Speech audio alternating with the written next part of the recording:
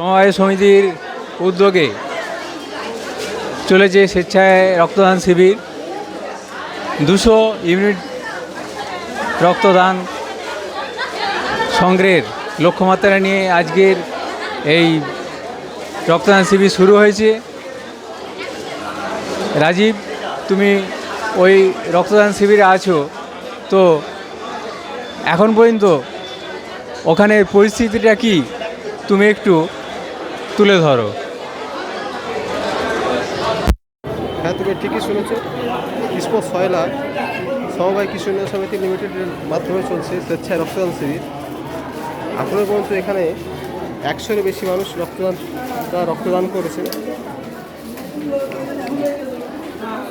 আর এখানে ঠিক তুমি সেই ঠিকই দৃশ্য দেখছো যে এখানে ঠিক মেলার মতন চলছে রক্তদান শিবির।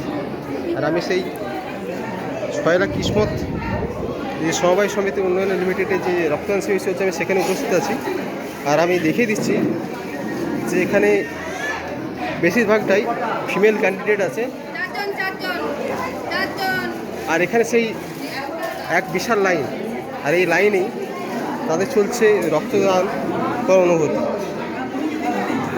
তো বেশিরভাগটাই ইয়ং ছেলে আছে এবং তার সঙ্গে 50-এর উপরে বেশি মানুষ রয়েছে।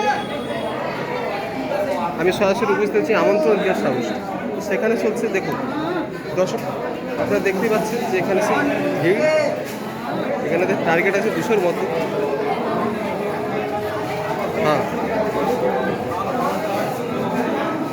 এখনো পর্যন্ত জানা যায় যে কমসে কম 130-এরও বেশি মানুষ স্বেচ্ছায় রক্তদান করেছে।